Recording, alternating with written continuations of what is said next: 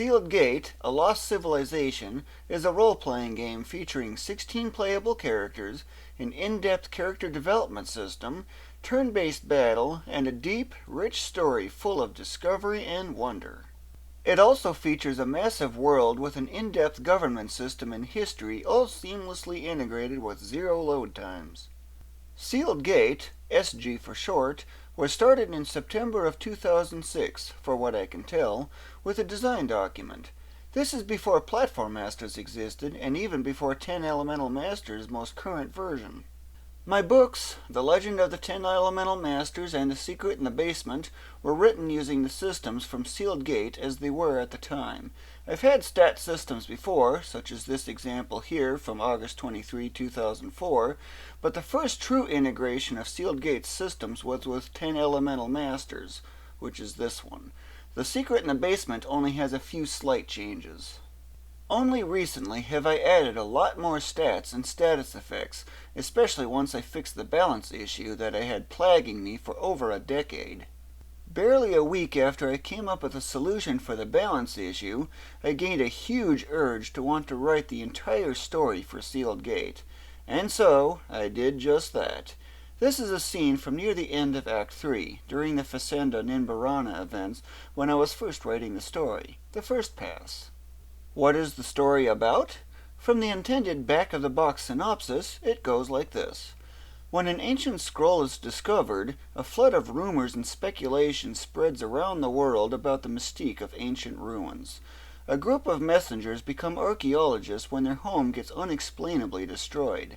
They travel around the world to help solve the world's greatest unsolved mystery. Aside from archaeology, they must perform countless good deeds to spread joy in a troubled world. What secret do the scrolls and most ancient of ruins hold, and what lies behind the sealed gate? I've made 4 total passes through the story, though more are still needed. I've done an in-depth tally of major dungeon ruin descriptions, along with all that is needed, so I can cross-reference facts.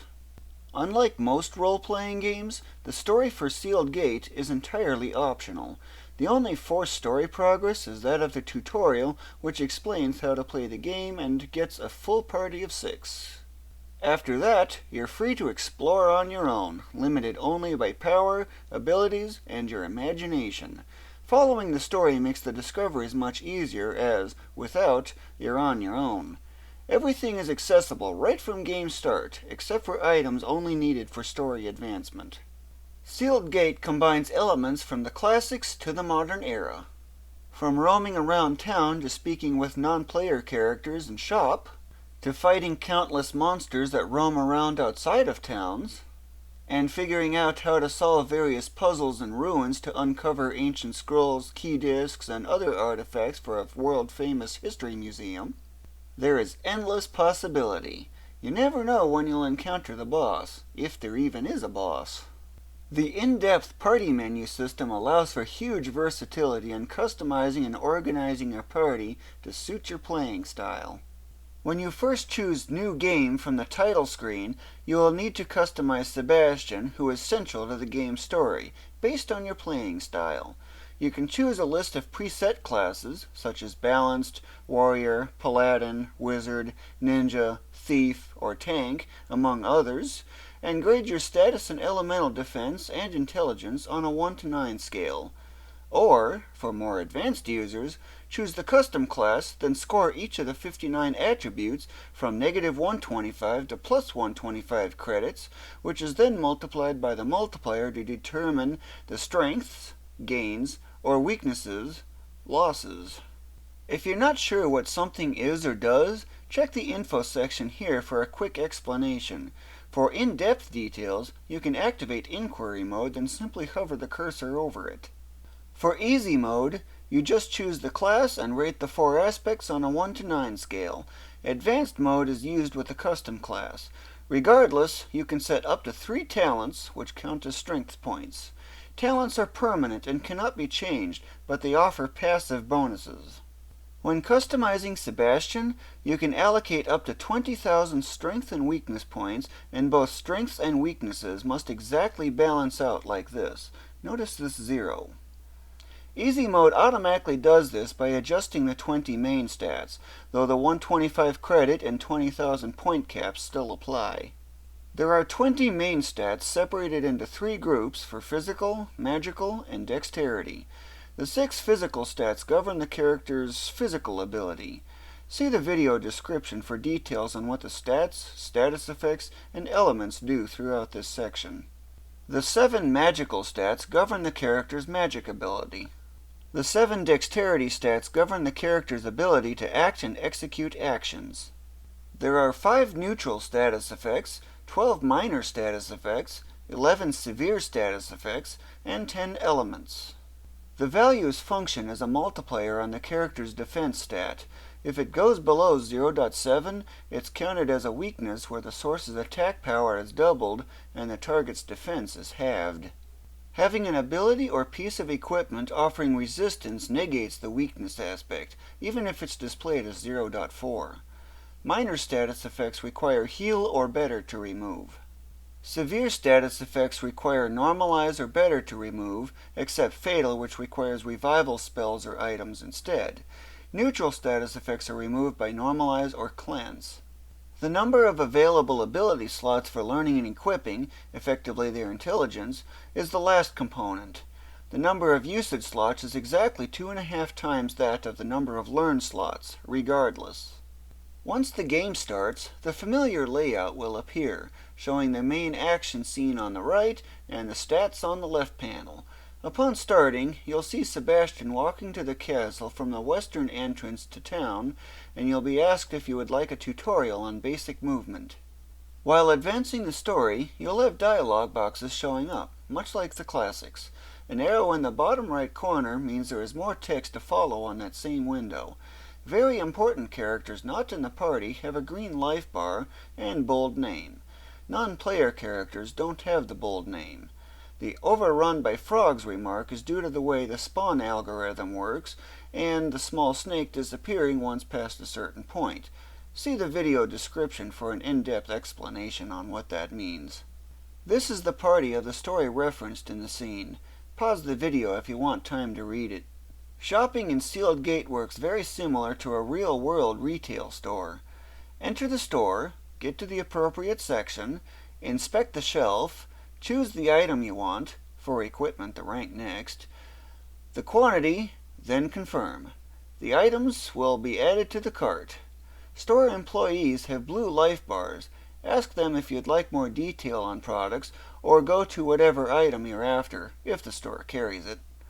When all done, head for the checkout, pay for the stuff using monetary items, much like paying in cash. Choose to sell any unwanted stuff, repair it, strengthen it, and so forth, then complete the transaction. Do note that selling to shops who specialize in those items yield twice as much value. Sell armor at an armor shop, monster loot at a general stores, and so forth. The left panel details the current status. The character's name is in the top left, with status effects in the top right. The top center has the current level and total experience, current and max hit points, current and max spell power, and current and max stamina. 20 to 50% is low, below 20% is critical. The color-coded text offers a warning. The bottom middle has 3 focused aspects that you can set, which can be almost anything. If it's X/X, it's either the equipment's current and max condition, or an ability being learned with the current and needed ability points indicated. If it has LV at the start, it's an ability already learned with its current level and total experience indicated. A bare number can be character stats, game stats, or other things. The bottom has the current equipment. The item's name is on the left, with the rank and level on the right. Equipment level is just how many times it's been strengthened. Initially, only 2 accessories can be equipped, but certain abilities extend that limit to 4. There are 8 ranks for equipment. From worst to best, they are F, E, D, C, B, A, S, then X. Rank only affects durability and how much that item can be strengthened. When the party size is less than 6, empty character slots are used. There can also be up to 3 guests. Guests are rare, only joining for a few select battles, such as Lance at the end of Act 3 for the boss fight. While in any shop, you'll see a receipt in the bottom left corner. It'll show the list of items in your cart and, if at the checkouts, any items you're selling, repairing, or strengthening. Each of the world's 18 countries has a tax rate, sort of like a value-added tax. Tax is returned on sold items as well, with rare exceptions. For convenience, the total cost is provided along with your total funds. Total funds is yellow if 1.5 to 3 times the cost, orange if 0 to 50% more than the cost, and red if you have insufficient funds. You can still pick up items when you have insufficient funds, you just won't be able to complete the transaction until you reject or sell enough stuff. When not engaged in battle and not in a building, basic field navigation mode is used. Towns, dungeons, and the open fields are all seamlessly integrated. Once you're done with the tutorial, you're free to do whatever you'd like, whether it's extreme power leveling or following the story. While in field navigation mode, characters are set into a formation, led by the party leader, the top left corner. When outside of towns, you'll see monsters roaming around, with red life bars, and the type of monster above it, like that biting frog to the east-northeast. Biting frogs are weak monsters that are purely physical. They are worth about 23 experience. This is Sebastian, Ryan, Menda, Russell, Deprentu, and Acris. Town guards stationed at the entrances to town welcome visitors and fight off any monsters that get too close to towns. That blue-green field here is a restore point. These will remove all negative and neutral status effects, including fatal, and restore all spell power and stamina. If you see one, that's your cue to save your game progress, as something big may happen. They are not save points, as you can save anywhere, anytime. The only exceptions are when engaged in battle or when story events are unfolding. In short, if you can bring up the party menu, you can save. Small snakes are the game's weakest enemy, and it's physical only and worth about 18 experience. The small fish is the weakest of all aquatic enemies, yes, you can swim, and purely physical, worth about 21 experience. Sebastian is a character you'll be able to customize. See Section 4.1. Acris is a very physical warrior, but his magic ability is very poor. Menda is a very magical wizard, but her physical ability is very poor. Deprentu is a thief, having the highest base success rate in stealing items due to her thief sense talent. Ryan is a physical tank, having his hit points and defenses very high, but strong with physical attacks. Russell is more of an archer with good magic ability. She has very high intelligence, also hinted at in the story. When not in a building, the bottom half of the left panel shows the minimap. The top left is the zoom ratio of the minimap itself. The top right is the zoom ratio of the main scene. 64 pixels of the main scene is 1 on that minimap, just for reference. The bottom left shows the current location, from map type, DMARS for the outer world, shop for shops, house for houses, dungeon for dungeons, and so on, to the continent, country, region, then town. The bottom right shows the current latitude and longitude. The central part is the minimap itself. The minimap has different display types, from political to bird's eye to seeing elevation and forest density. Colored dots are marked on the minimap to identify things. Blue dots are doors, and yellow dots are treasure chests that have been previously seen.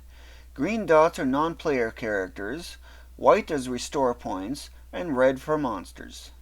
Key buildings are indicated by icons over them.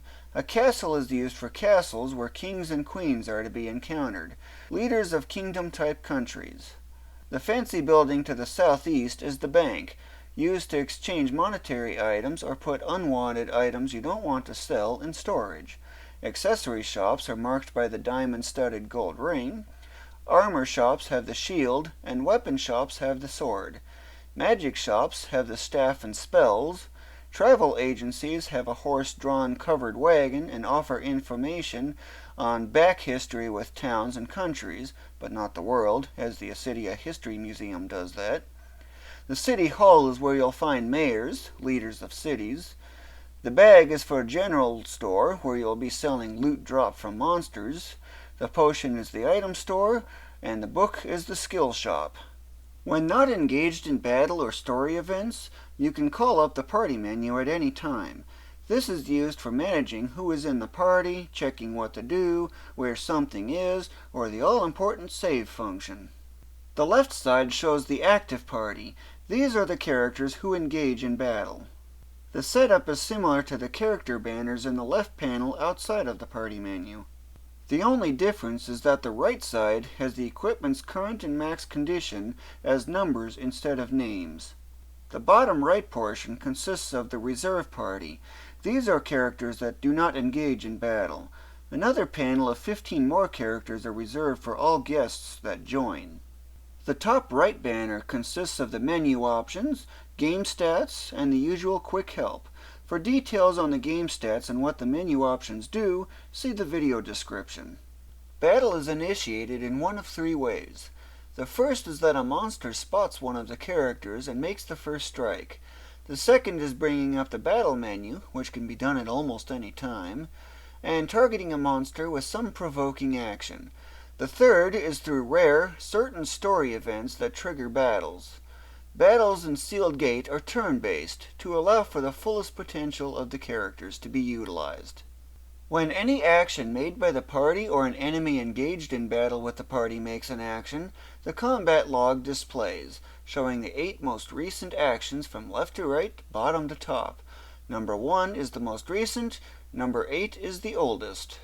Party members are in green, enemies are in red, treasures and loot are in gold, outcomes are in the color of the pop-up.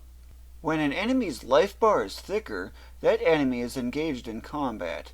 Party members do not have life bars. Those are on the left panel. The battle menu can be brought up at almost any time, even when in a castle right in front of the king and queen, so long as there are no story events going on at the time. Actions are limited outside of battle.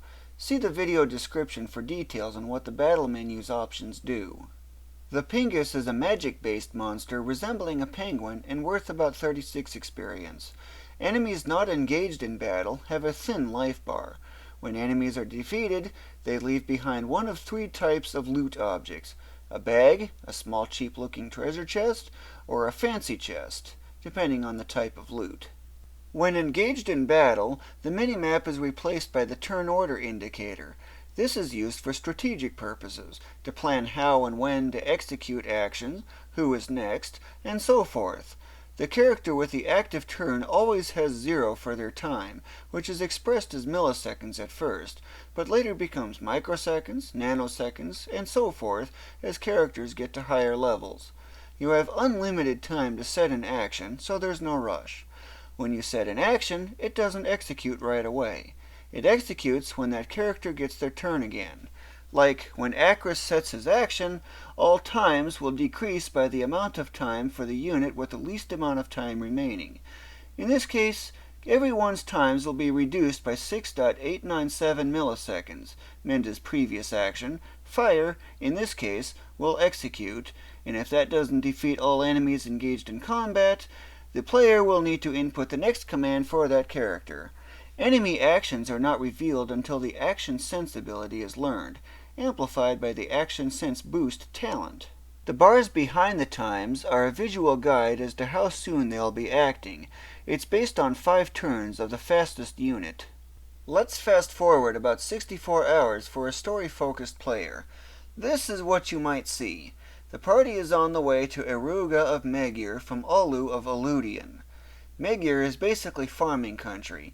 There isn't much difference from the earlier field navigation case, just new, higher-level monsters, bigger stats, higher-tier equipment, and also showing the huge world map along with new monster types and 3 new characters.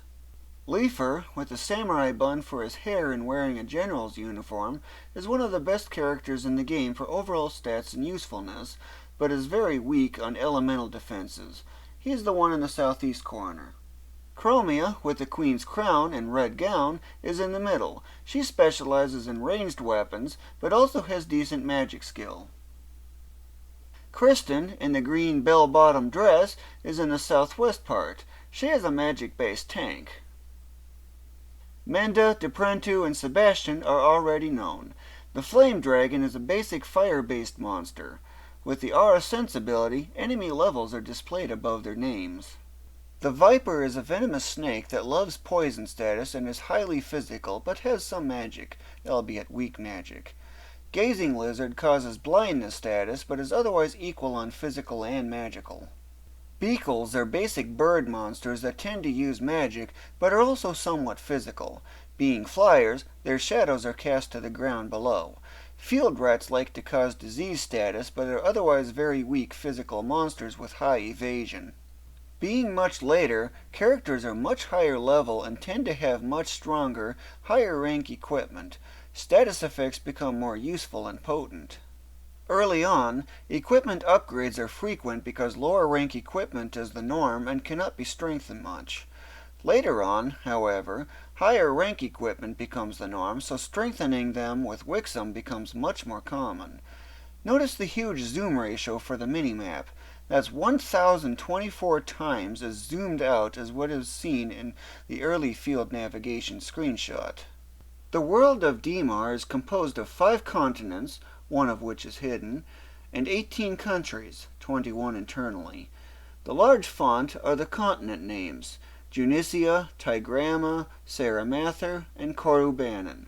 The mid-sized white font are the country names: Bucragus, Ajama, Zonata, Merkar, Venios, Ninbarana, Saramather, Aranid, Gresha, Bekanaquian, Palapudax, Kodum, Rakugard, Bemujan, Daria, Megir, Aludian, and Lanaker. MGC is Multi-Nation Government Council, the world government, or just Council for short. The black text names in the small font are the capital cities, marked by blue dots. Cyan dots are regular towns, red dots are dungeons or ruins. Dimar has an in-depth government system. If there's a problem, it starts at the city level, run by mayors. If the mayor can't solve it, or it affects multiple towns, it then gets directed to the country's leader, which can be a king, queen, president, or prime minister. If the country's leader can't fix it, or it's something affecting multiple countries, then it gets forwarded to the Council of the World Government, run first by officers and, should that get nowhere, the 7 world leaders who have the full and final say. It still goes even deeper than this, however. For some references on key locations, I'll point them out. Castle Bukrag, Junacal, Junak Cavern, the all-important Acidia History Museum, Ipsen, Codester, Spike Mountain, Lauristus Ruins, Gord Shore Ruins, Vapacoran Ruins, and Rutelial Desert Ruin. The world of Dimar is massive. The base world is 8,192 by 4,096 pixels, 8 times this on each side. I'll zoom in on a familiar area. Each of those pixels is referred to as a panel. For a sense of scale, here's how big panels are. The alignment is not yet set, so the placement is unknown, but the size is correct. Each panel is split into a 256 by 256 grid of data points known as tiles. Let's zoom in here on the magic shop so you can see these tiles. Each tile is filled with a 128 by 128 texture. One tile is exactly that of the store's floor tiles. The world of Dimar is 41,943.04 kilometers at the equator, slightly bigger than Earth. So that makes each tile exactly 20 meters. This is the travel or navigation distance scale. Objects, like buildings, characters, enemies, tables, and pathways, however, are multiplied by 25 so that everything isn't so far apart, making each of those floor tiles exactly 80 centimeters. Without this dual scale system and using true scale, it would take a very, very long time to get between destinations. Boss fights are a staple in pretty much any video game. They're often found at the end of an area. Sealed Gate usually has bosses at the end, but sometimes they're at the start, or, like this one, occurring only immediately after leaving the area. Sometimes there is no boss, or one comes up when you least expect it. Expect the unexpected, and always be ready. With higher levels involved, characters are much faster, especially more so with haste status. With the action sense ability, the enemy's actions can be detected and displayed. Some skills use an arc in a direction. That direction is specified in a 16-step compass heading. 8 and 32 are other options. 32 would show up as southwest by west, for example. Bosses are indicated in orange to stand out from any regular monsters that may join. Boss fights are basically the same as regular combat, just with different music and the boss's life bar showing just below the combat log. Some bosses, especially toward the end, have multiple life bars. This one has 10. Sure, there are 9 bars at the bottom, but don't forget about the main one at the top. If you've been observant, you'll see that the slide's left exactly behaves like the boss HP bar for this boss. Each time a slide is done, it's like this video is taking 1 hit point of damage out of 100.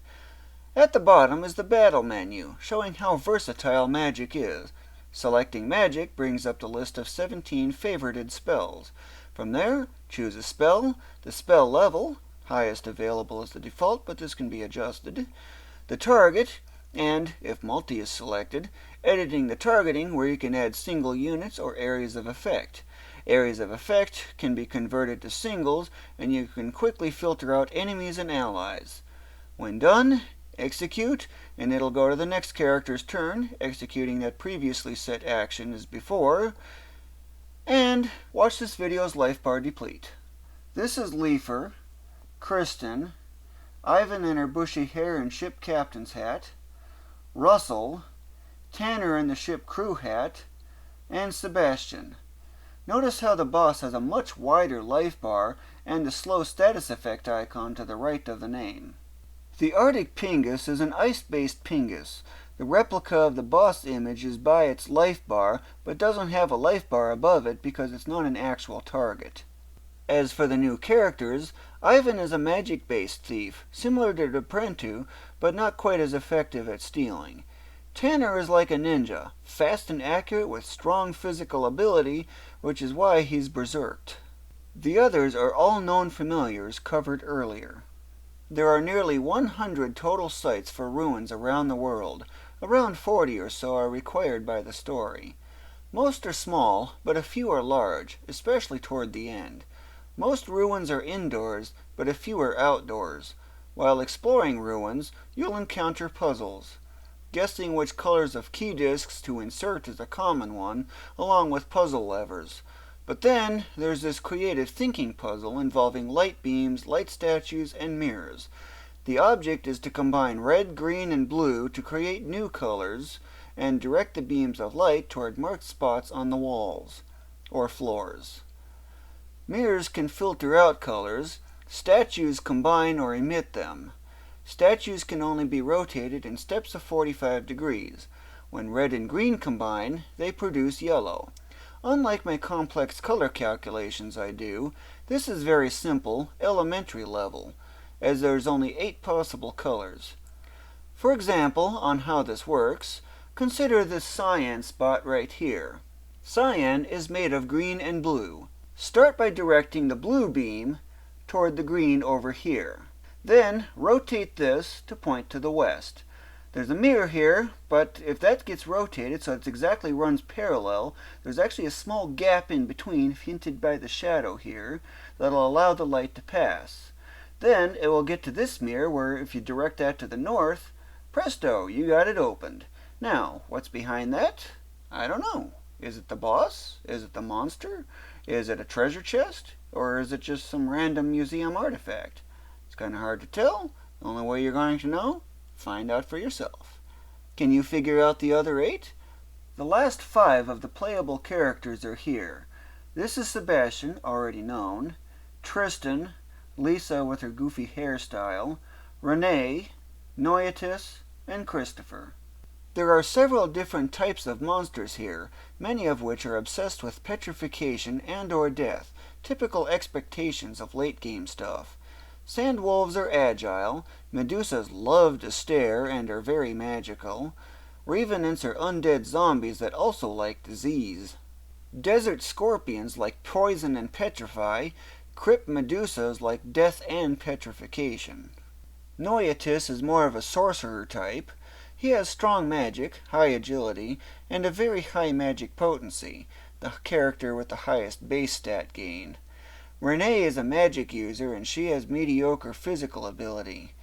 Lisa does best with combat items and has mediocre magic ability. She's basically the reverse of Renee.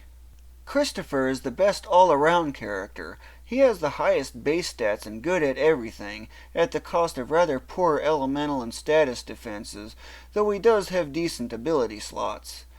Tristan is more of a tank similar to Ryan, but has more focus on being physical. When in a dungeon, usually a ruin, you'll see dungeon instead of Demar. Unknown land is considered a country internally, but politically, no one knows about the land or there's zero settlement in the area as no one can get to it. Notice the pink dots on the minimap. Those are loot drops. Even though this is not based on combat being active, the battle log shows up when actions are being made, such as Sebastian trying to remove the petrify status on Tristan, thanks to a Medusa. The combat log disappears after 10 seconds or so of inactivity, though that can be configured. Now it's time for the section in which I answer common questions you may have. If I've left something out, feel free to ask, though I may not be able to answer everything, especially if I'm not notified of any comments. Question 1-1. What about Platform Masters? Platform Masters is still my main priority. Get bored of it, and it's working on Sealed Gate. Get bored of that, and it's back to Platform Masters. Working on Sealed Gate can also be progress with Platform Masters, such as the text drawing function that's now much more versatile, and enemies in Platform Masters are also in Sealed Gate, so I could occasionally work on 2 projects simultaneously. Question 1-2. When can I play? Like with Platform Masters, there's far too much uncertainty, so much so that even for 1 sigma confidence, which is 68%, there's already a coverage of 8 years of possibilities. The closest you can get for now is my book, The Secret in the Basement. Question 1-3. What will the graphics be like? Unlike Platform Masters, I absolutely don't intend on high-level realism, more of a moderate level. There will be some special effects, but nowhere near as complex. Plus, there's another surprise that I'm about to reveal. If I don't already have an existing texture or image, a quickly made placeholder is used, as is often the case for characters, icons, monsters, and other game objects. Sealed Gate's primary focus is on the gameplay. Where Platform Masters is more focused on the graphics, Sealed Gate switches that around. Sealed Gate is also intended to be designed for 8K, 7680 by 4320, resolution, but will also support all the way down to 1280 by 720. Though, keep in mind, below 1920 by 1080 starts becoming difficult to read. Question 1-4. What will the music be like? Currently, this is very uncertain.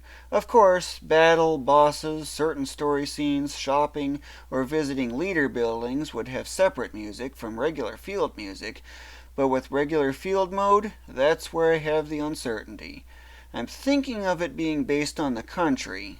So, if you move from Bucragus to Ajima, you'll get a different song playing. Finer details have yet to be determined, though. Question 1-5.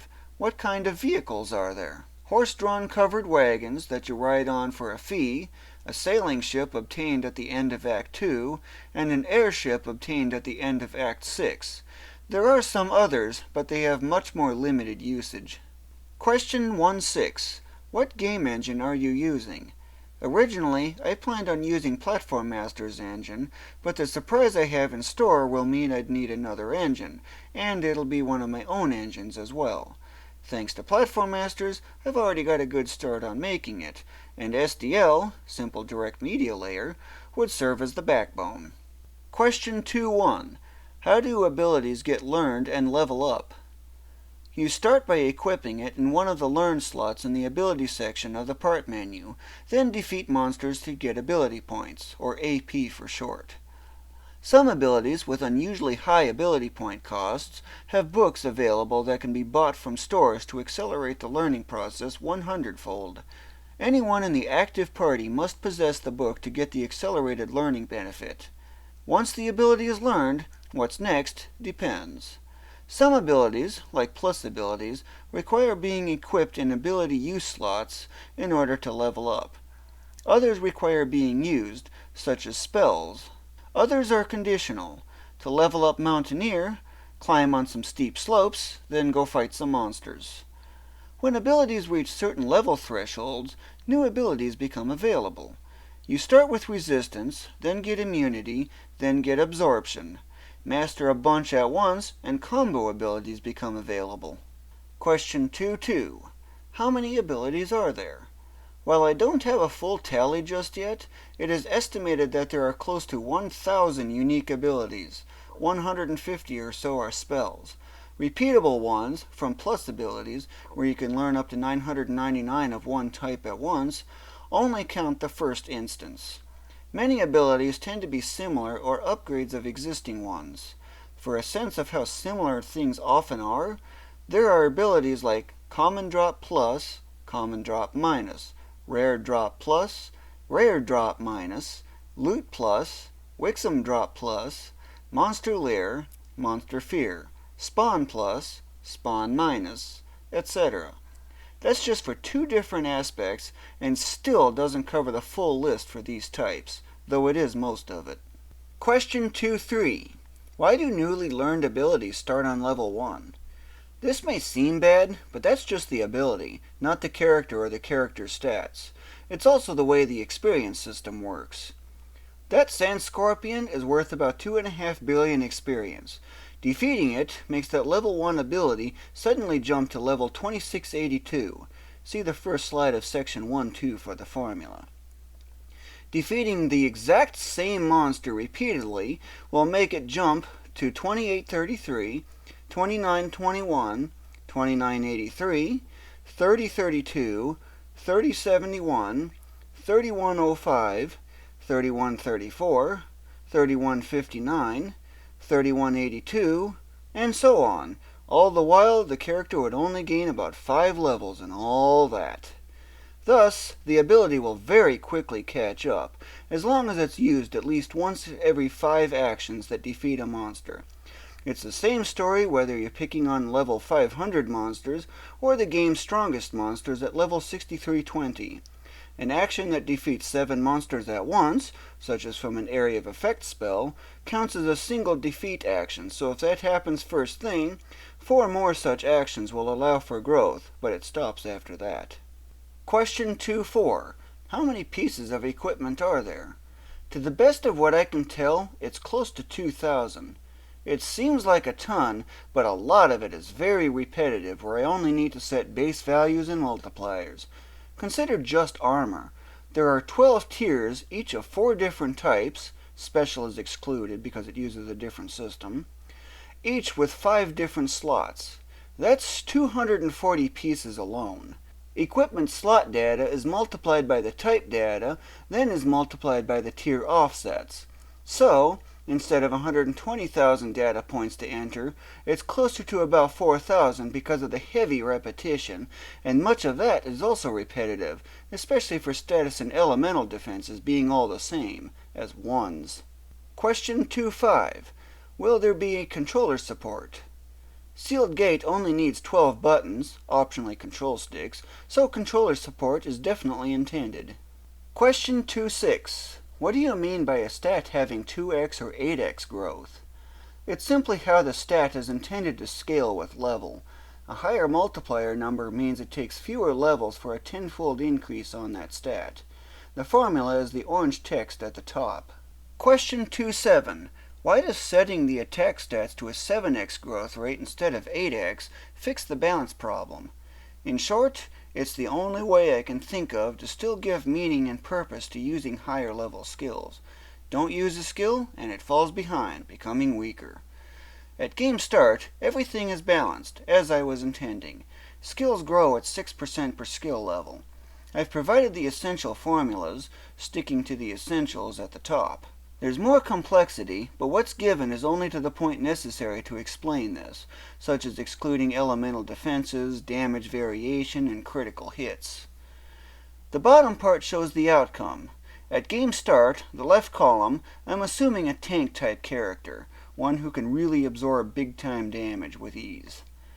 Basically, if attack scaled is 8x growth, a would-be tank would fall with ease with matching level monsters, and even monsters 300 levels lower would still be too much to handle. Using a 7x growth, however, keeps it almost exactly on par. Pause the video if you want more time to review this. Question 3.1. How are you going to playtest the story? I normally play role-playing games for the grind rather than focus on the stories at a more normal, expected level. Testing for the story would be tougher for me than usual because of that. That's where my math skills come in, and the in-depth planning. Still, extensive testing is going to be needed.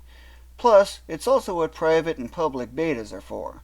On top of that, once past the point where Kristen joins, that's basically my favorite part of the story, continuing until the end. Question 3.2. Do I have to extreme power level? No, that's your choice. It's only sort of needed if you'd like to go for the super boss, but not to the extremes I go to. With the right setup, even level 10,000 only takes about a day to reach, and level 8,000 is already decent enough at bringing down the super boss, and it's reasonably fast to get to. Power leveling can and does change the story some, though. Question 3.3. What is the maximum possible level? 147,983, which comes from having exactly 1 E300 experience or 1 Nova Nonagentillion. It is also the max for any stats as well. Reaching that will take a phenomenally long time, so it seems unlimited. Question 4.1. How are you going to build a world that big in reasonable time? It will be done through using the game engine or some similar method. I can do things like set a radius, intensity, repeat rate, mode, etc., and just click around to shape the landscape. The bulk of the work isn't just setting the base data and definitions. No actual imagery is being set. On loading, each panel is rendered procedurally following these definitions. The definitions also compress extremely well, except for the elevation data, but I have optimizations for that as well.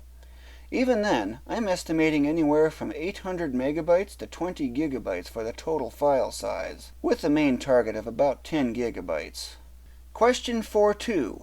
What's this big surprise you keep saying about? That'll need an entirely new top-level section to explain, because it's big. Sealed Gate is to be real 3D instead of 2D. That is the big surprise. Scenes like the museum visits, from the first visit until the huge change at the end, the meeting to discuss a big battle plan during Act 5 and the execution of that battle in Act 6, the meeting with the world leaders in Act 7, the moment you unseal the sealed gate, and the various scenes on the sailing ship and airship, 2D just doesn't do these scenes justice. Plus, there are a host of other big advantages to go with it. I also always envision things from a side view with actual 3D in use. So, I've decided to go pure 3D instead of 2D. There is one major obstacle to doing that, though. One that I have the bulk of the know-how for addressing, but will take about 2 months to do. I need a modeling program. Blender has a bad user interface that's full of annoyances, especially with adjusting the views. If it's annoying, I avoid it. It damages motive. Game Studio's MED from 2004 is rather limiting and very dated, but it has a very good user interface as far as speed and efficiency goes, but has a lot of key omissions and a few annoyances with texturing that have been deterrences. Back in those days, I was able to shape all sorts of things way, way better than I can do with 2D pixel art, even 15 years later with a lot of new formulas and algorithms known. This is Ante, an ant-type monster. It's low poly though, with around, I think, 80 triangles. I had started the precursors of Platform Masters, known as George Game 13, at the time. Game Studio had too many limitations and I could never get the lighting set to how I wanted it, making things look better with 100% ambient. It ultimately led to me losing interest in 3D. But with what I had, I worked wonders. 2D took over because it was much easier and less limiting.